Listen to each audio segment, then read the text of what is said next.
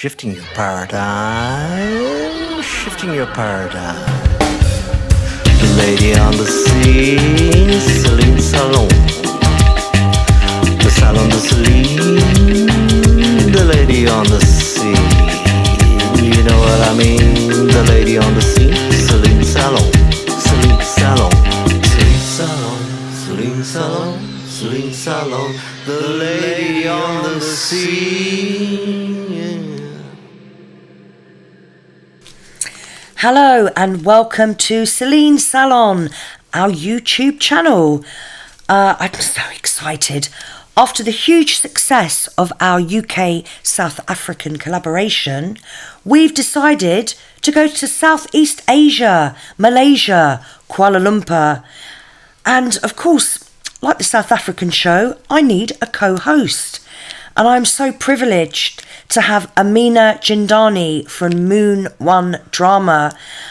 We've known each other, we go back many, many moons. Moon One Drama. Right back to the days of the Royal Court Theatre, where we collaborated at the Young Writers Group.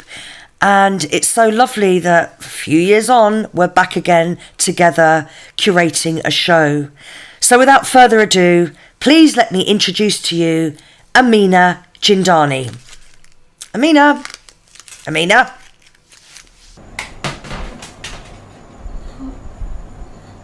Oh.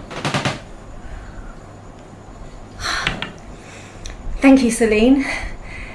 This is Amina Jindani coming to you from Kuala Lumpur, all the way on the east side of the world. So we are doing our show. Thank you, Celine Salon, for inviting us. We're doing our show from 2 a.m. in Kuala Lumpur. It is West Malaysia, all the way down to Singapore tonight. Salam Sejahtera to all my Malaysian friends. And tonight's show is all about culture shock. Shock. Yeah, that's right. Okay, so tonight we have a great lineup for you. We've got music, poetry, spoken word, and memoirs. Celine Salon, Celine Salon, Celine Salon, the lady on the scene.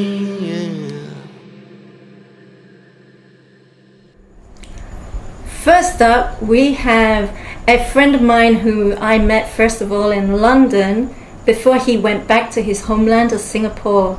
He is a musician, very talented.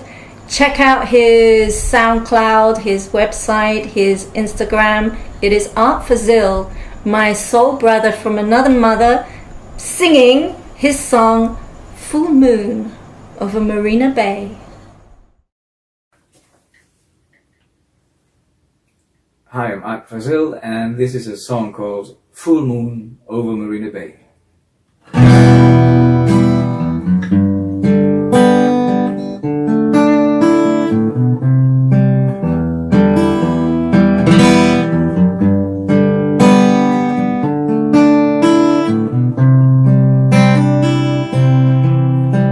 The seaside park turns into a gangland when the kids fought over a potential girlfriend. Somebody complained that the toilet was choked. When they checked, they found a baby in the toilet bowl. Just because she didn't pass her exams, a student hung himself right on after school. And then the late Johnny, he got so high on glue, he jumped down thinking the copper was a swimming pool. It's full moon over Marina Bay, yeah. It's full moon, everything here seems so pretty. It's full moon over Marina Bay, yeah. It's full moon, are we going crazy?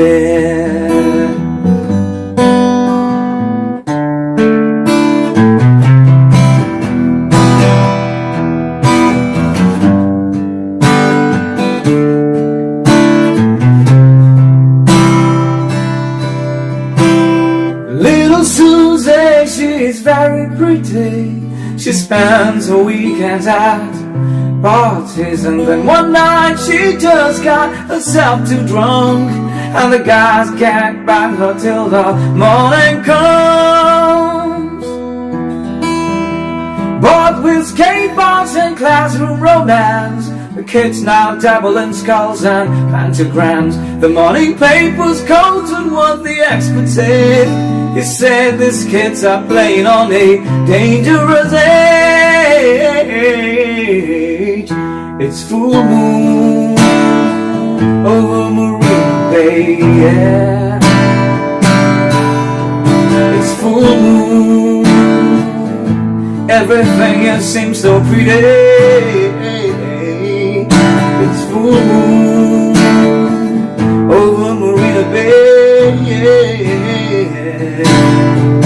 It's full moon, are we going crazy?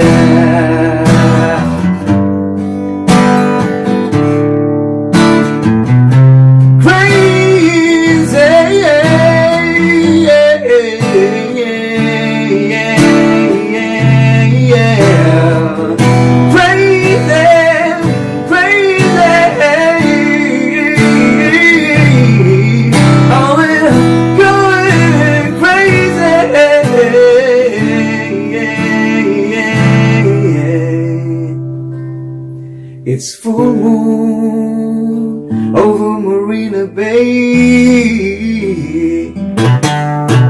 It's full moon, are we going crazy?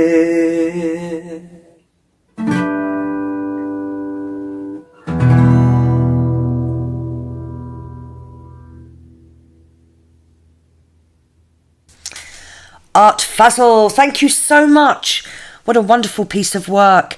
And you can find art on the links below. You will find with all of our artists, there are links on how to find their work. You might want to book them for a show.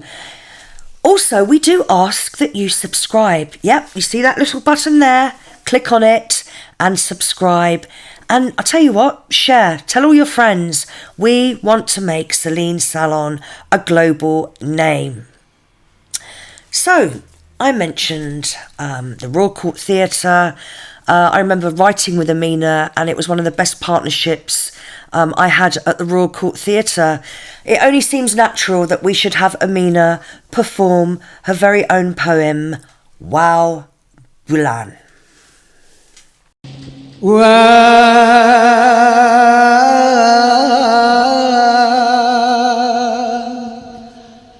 Wa bulan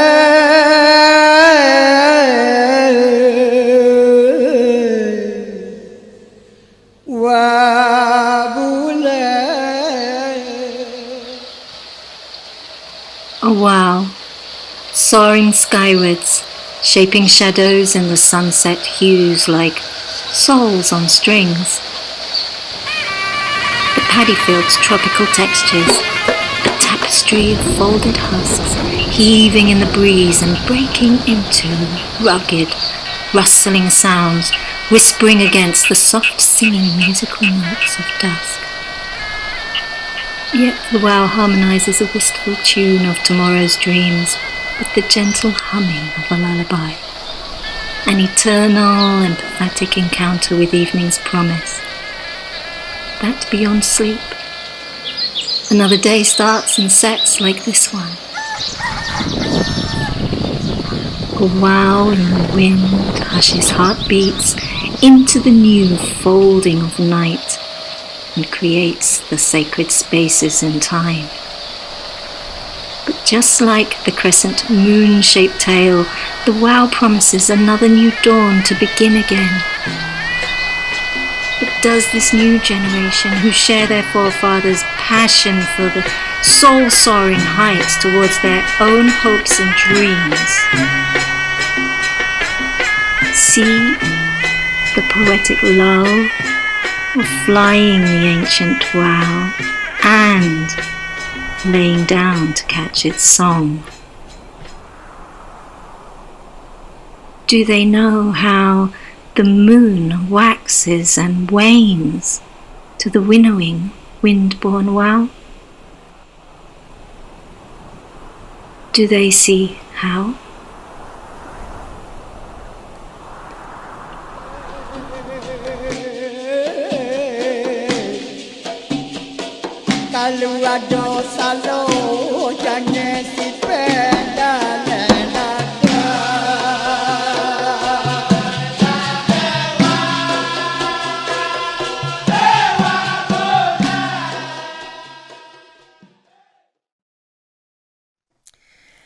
And that was the beautiful poem Wow Bulan by Amina Jindani. Now, I'm very excited. We've got a lovely newcomer to our Celine Salon. He's an up-and-coming stand-up comedian, and he goes by the name of Ibs.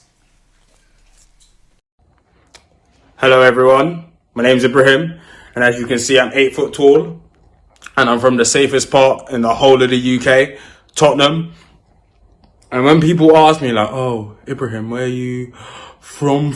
Which basically means, what type of immigrant are you?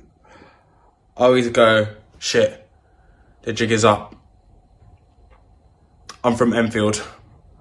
There's no hospitals in Tottenham. That's why it's so safe, you know what I mean? But I originate from Sierra Leone, and the capital city in Sierra Leone is the first place that was made by the British for free slaves, and it's called Freetown, and its twin city is Hull in Yorkshire.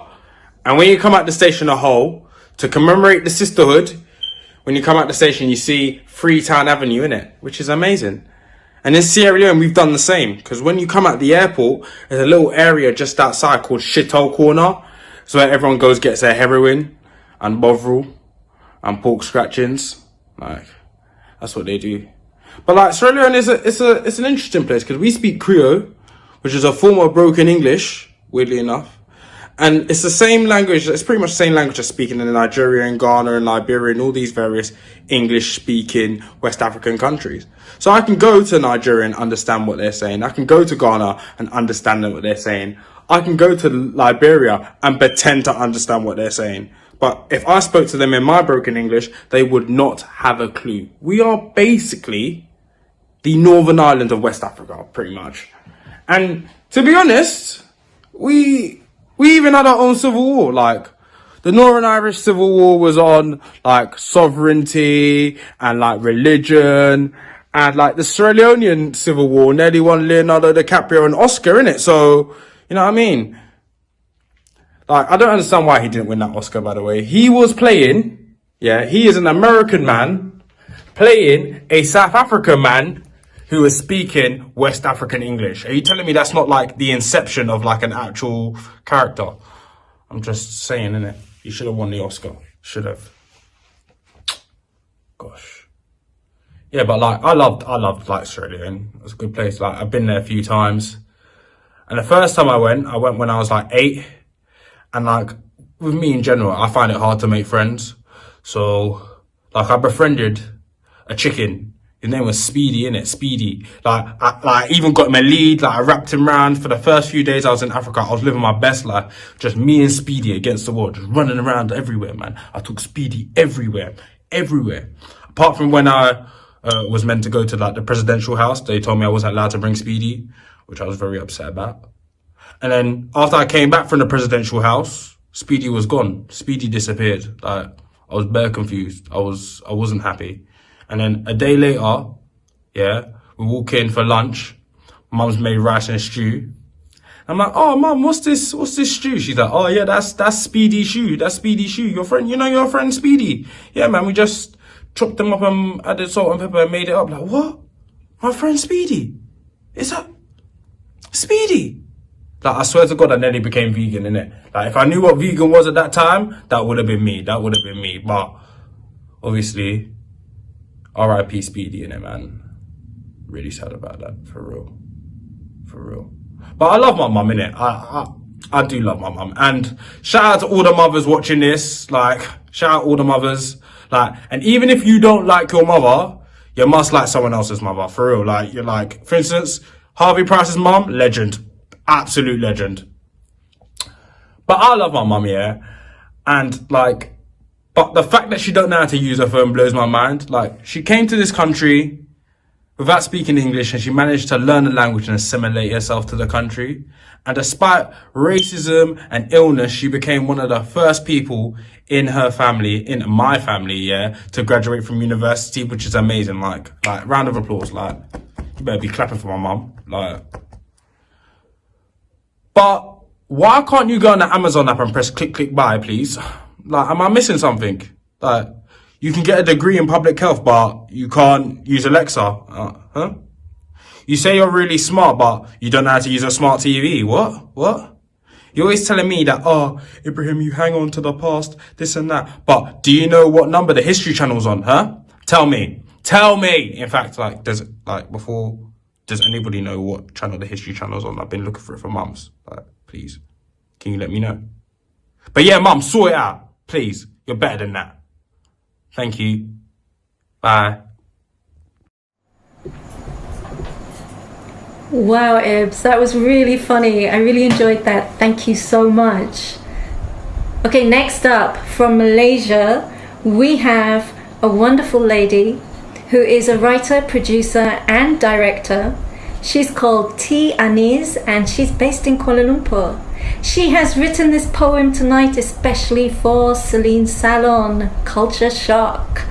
She is going to recite her poem called The Blind Dancer. Everyone, I'm T. Aniz, and today I'm going to read you my poetry titled The Blind Dancer. There, I see him smiling in the junction of KL Street, galloping in Joget song, tentatively listening, finding the feel to the music, surrounded by crowds, like a melting pot, different race, different religion, dancing together. To the one song in that moment, in happiness, in amazement, the crowd embraced the blind dancer.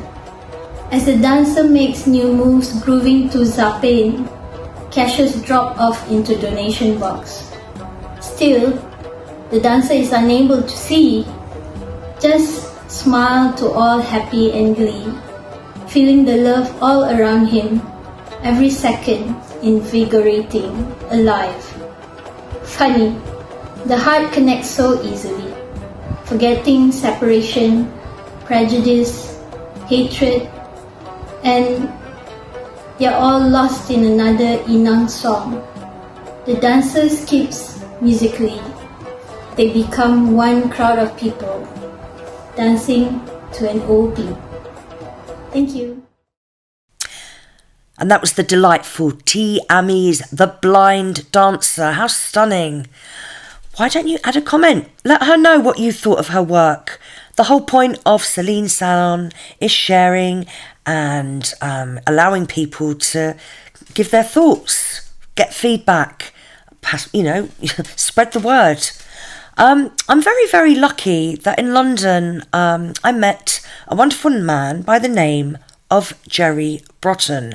Garry Broughton is actually Professor Garry Broughton and is part of the Queen Mary's University in East London. And we are very lucky for him to give a small talk on the history of Malaysia. Hello, my name's Garry Broughton. I'm a professor of literature and history, and I've actually never been to Malaysia. But in my research and writing over the last 25 years, I've travelled there in my mind thousands and thousands of times. In what I do, I'm interested in retelling stories about how the West meets the East and about the exchanges that go on there. And the story I want to tell you is one that if you're Malaysian, you'll probably know a little bit about. But if you're European, I bet you don't know anything about it. And that is actually part of my story. So this is a story about a man who lived 500 years ago, almost to the month. To Malaysians, he's known as Panglima Awang. To Europeans, he's known, if you've heard of him, as Enrique of Malacca. His story is a global one, and it's one that connects Malaysia with Europe, Africa, and America. And it starts in 1511 in the southern Malaysian state of Malacca. That's the year that the Portuguese captured the city as part of its global plan to control the spice trade in the Indian Ocean. Now, one of the naval commanders involved in capturing Malacca that year was a man called Ferdinand Magellan. And as part of the victory, Magellan enslaved a 14-year-old boy who he described as a native of Malacca. This boy would come to be known as Panglima Awang. Now, Magellan gave him a slave name, Enrique of Malacca, and took him with him all the way back to Portugal. Now, in what I say from now on, I'm not going to use his slave name for obvious reasons. I'm going to call him Panglima Awang. And this clever young man had the languages and the knowledge about Malaysia and about the Indian Ocean that were really useful to an explorer like Magellan. And he travelled with the Portuguese commander over the next few years. He even went to Morocco. And in 1519, he also set off with Magellan on what would become the first known circumnavigation of the globe. And that was attempting to sail back to the Spice Islands in the Indian Ocean by going west round Cape Horn and into the Pacific. Incredible journey. Panglima Awang had already travelled halfway across the globe from Malaysia to Portugal. But in 1519, he set off with Magellan to go back around the rest of the world via South America. How amazing! We know that it was an epic, really difficult voyage, but finally, in 1529, he landed with Magellan's men on the Pacific island of Mactan. And it was here, on April the 27th, 1521, that Magellan was killed in a fight with the locals. That's almost 500 years ago to the day. The remaining crew that were led by a Spanish sailor called Juan Sebastian Elcano decided to carry on to the spice-producing Moluccas Islands. Then they agreed to sail back westwards across the Indian Ocean via the Cape of Good Hope to get back to Europe. But what about Panglima Awang? He's last heard of in May 1521 in Cebu, just over 2,000 kilometres from his Malaysian homeland. If he made it back to Malaysia, then he would have been the first human known to have fully circumnavigated the globe, a Malaysian enslaved by Europeans.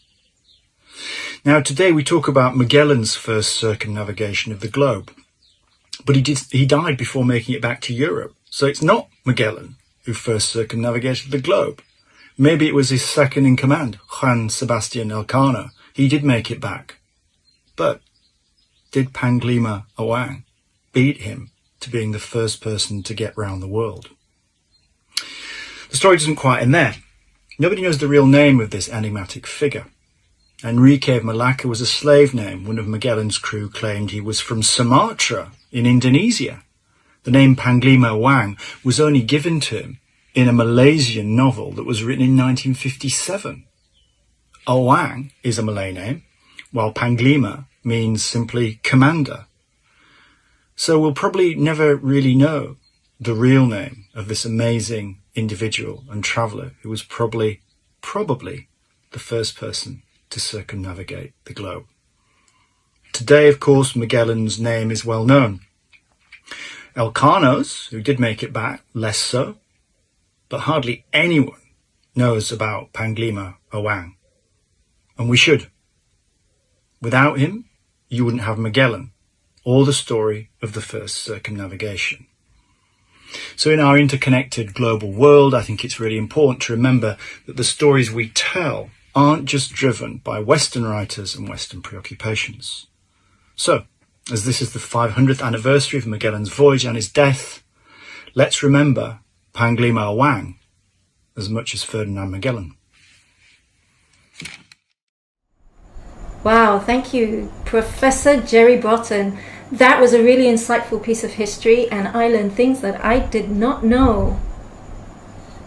Next up, we have a man who has been in Malaysia from the UK for many decades. He came here as a teacher of English. He teaches geography, but now he's mostly a school principal. I met him when I was a teacher in a school, and he was acting principal, and I knew, because he wore odd socks, that he was somebody cool. Here we have Chris Franklin with Memoirs of a Matsali in Malaysia.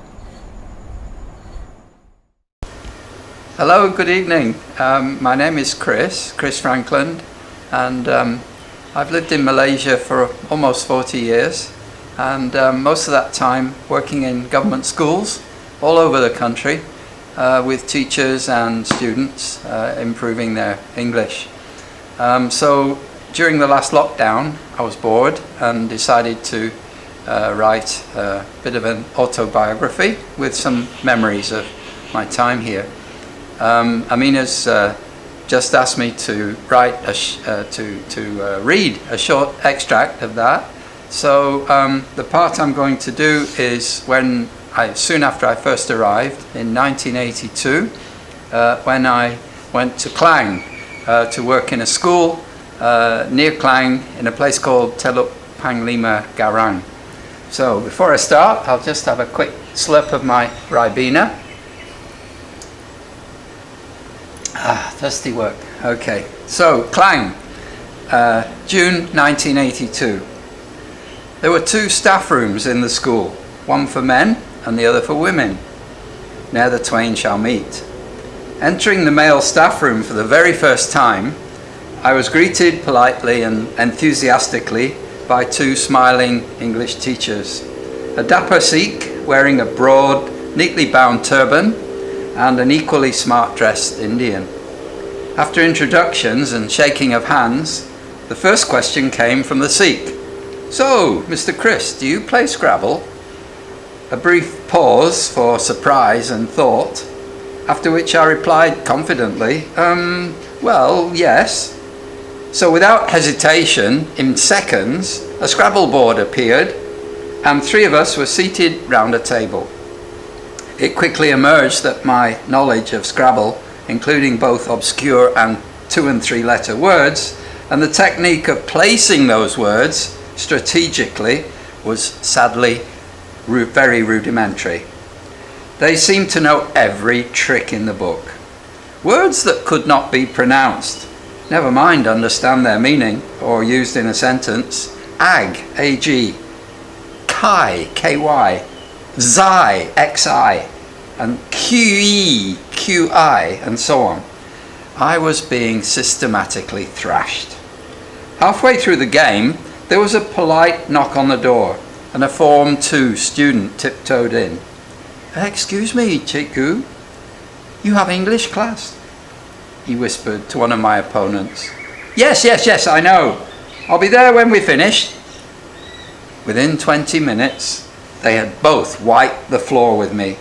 "So, Mr. Chris," the Sikh said smoothly and assertively, with a slight smile as we stood up, in a clipped English accent, "you are the expert teacher who's come all the way from England to help us with our English, are you?" My baptism of fire had begun.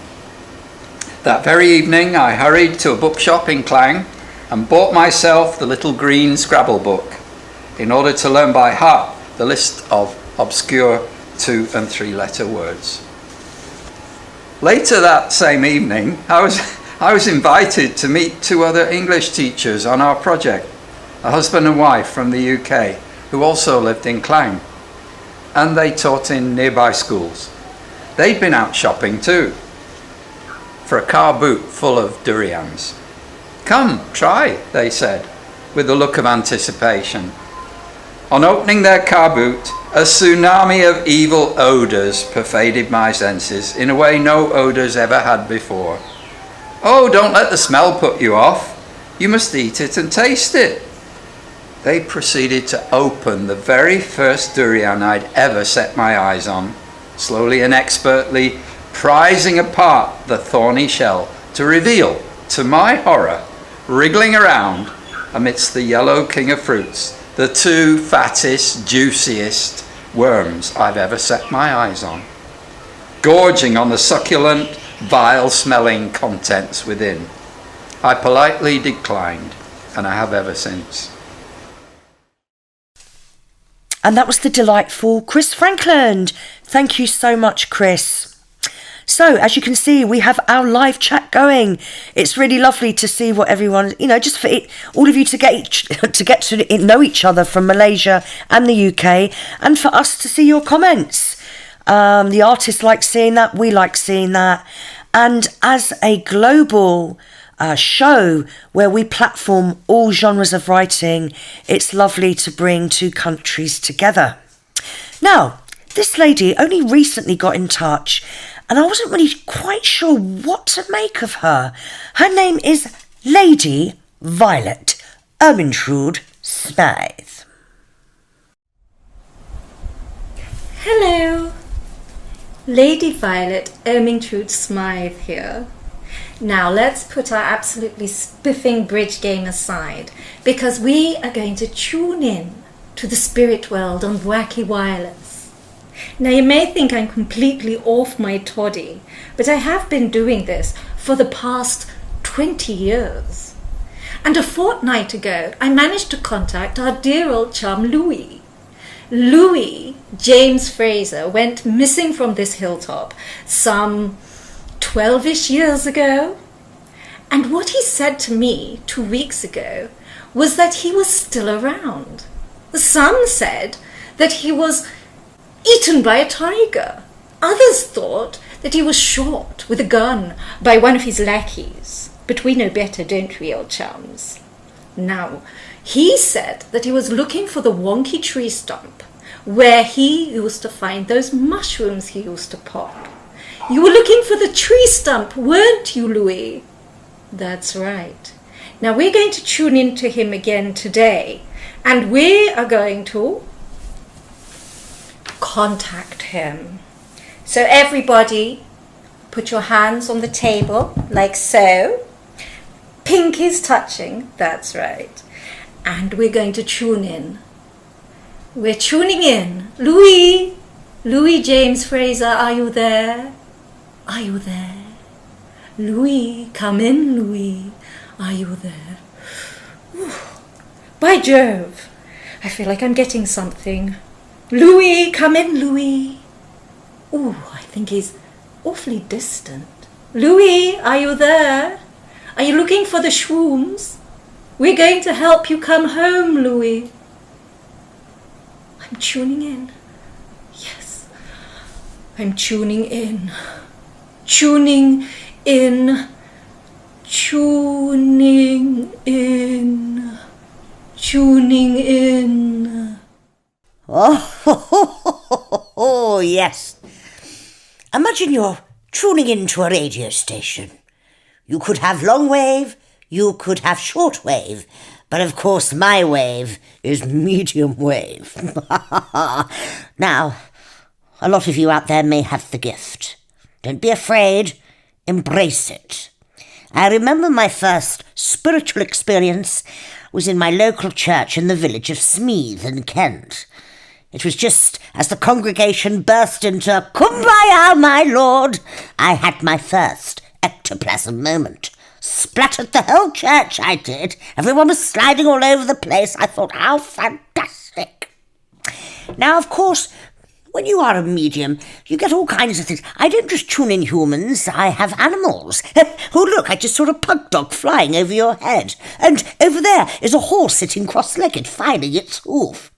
Don't worry, the money's in the teapot. Lost anything recently? Spirit says it will turn up. Well, Margaret Thropclough, I don't know, but could you help me find the Fleur de la Mars treasure in the Malacca Straits? I think she might not be able to. Margaret Thropclough might go off in a huff when she's had enough. It might be too tough.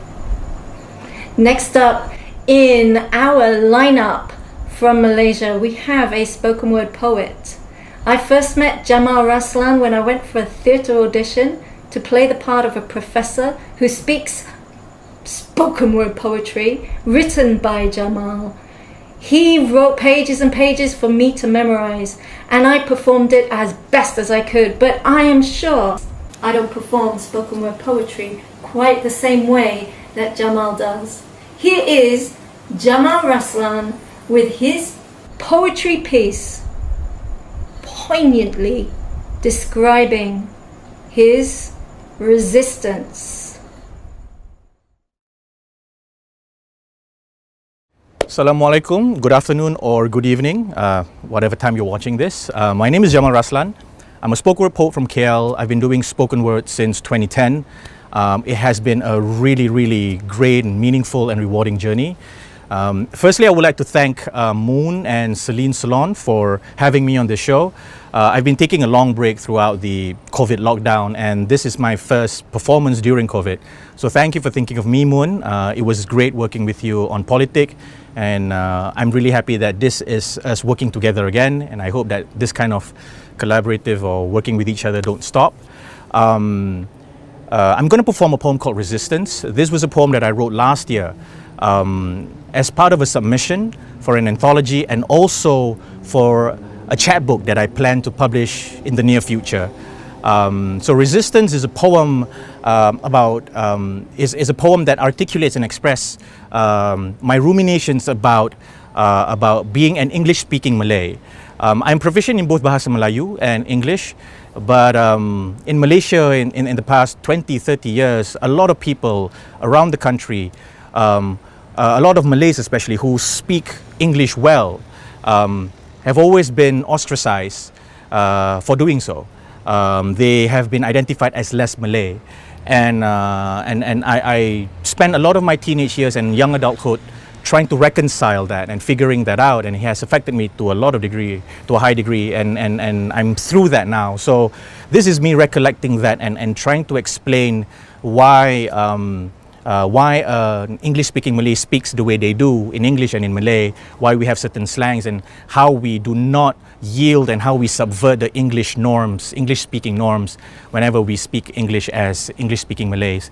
So that's it, and I hope you like the poem. Thank you for having me on this platform. I hope to see you guys again soon. This is called Resistance. My tongue is a resistance. She refuses to sink to the Atlantic even after she was occupied, divided and conquered. Her vocabulary has been whitewashed, but at the sunrise of every speech, she breaks the white waves, looking to roll her R into herself, into retreat, into submission, breathing new sounds into foreign words, looking to land on her shores and teach her new meanings. She sings her own music. She has her own terms. She makes her own meanings. My tongue is a resistance.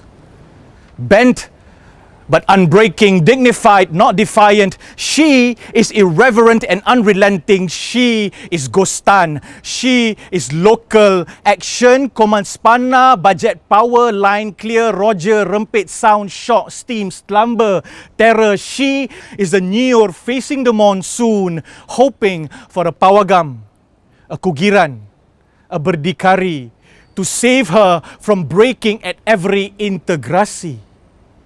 Aspirasi, inspirasi, ekspresi, toleransi, komunikasi, realisasi, situasi, durasi, definisi, business, objective that blows her way. She lost her way. She is lost. In translation, she is losing herself. In translation, she is losing.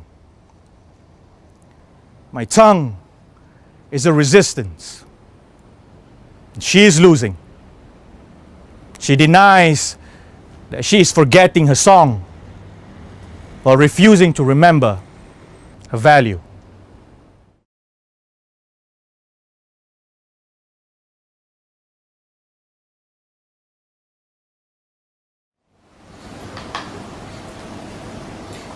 Thank you, Jamal, for that piece of resistance. If you want to hear more from Jamal Raslan, you can go to his SoundCloud and listen to all his spoken word poetry.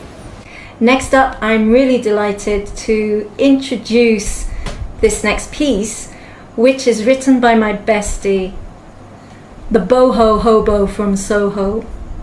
She, Celine, had a premonition a few years ago that Soho was going to change. And she was really concerned. She wrote this piece, and it is called The Ghosts of Soho.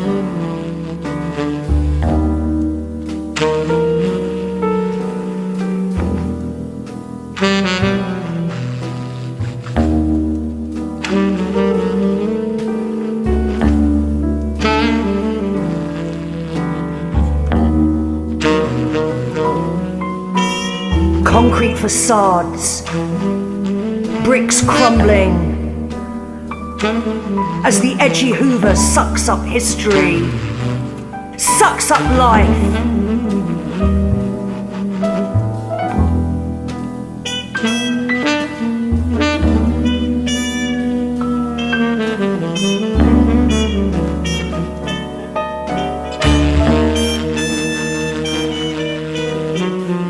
Soho Square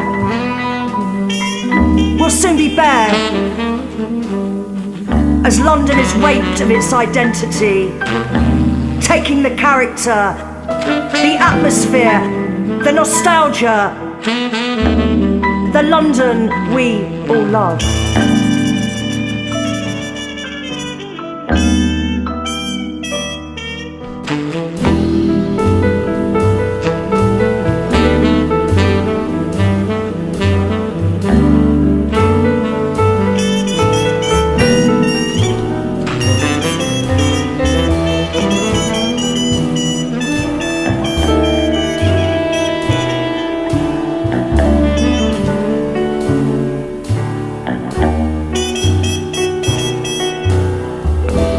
French house flags flutter in the wind.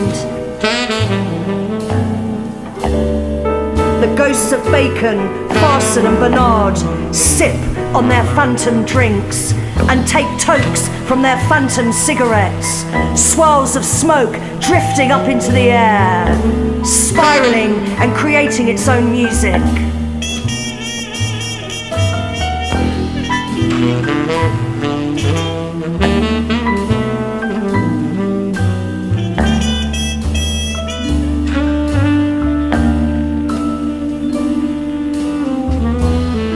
Street is mean street, not such a clean street.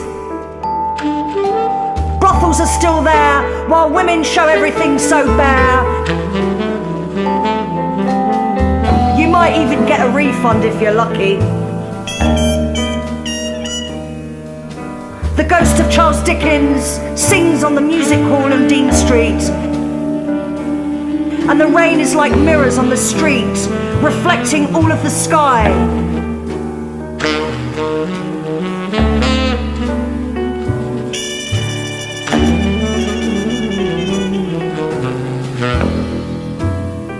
The ghosts of Soho. The ghosts of Soho. The ghosts of Soho.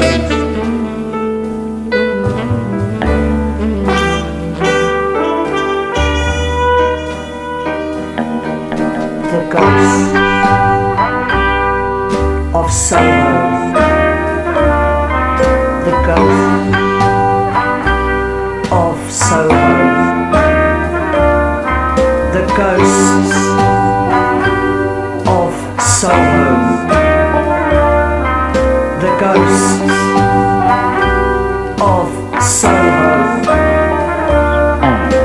Ghosts of Soho. The Ghosts of Soho. The Ghosts.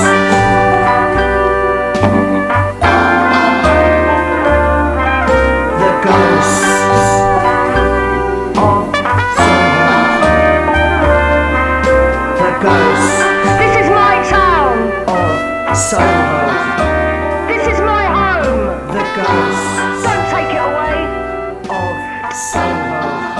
Don't take it away. The Ghosts. Don't take it away. Don't take it away.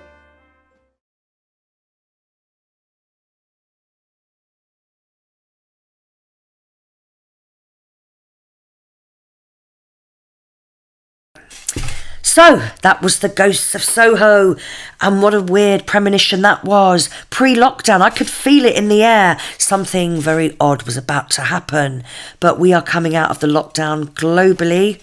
I'm really pleased. I just hope that we can carry on and go forwards. And talking about going forwards, it's always lovely when you meet people randomly. And me and my husband were attending a brass concert, and outside we met the wonderful man from Kent, Tom Turner. He's an amazing singer and a glorious songwriter in his own right. Without further ado, please enjoy the lovely voice of Tom Turner. You're right, Celine. Thank you for having me on the show again.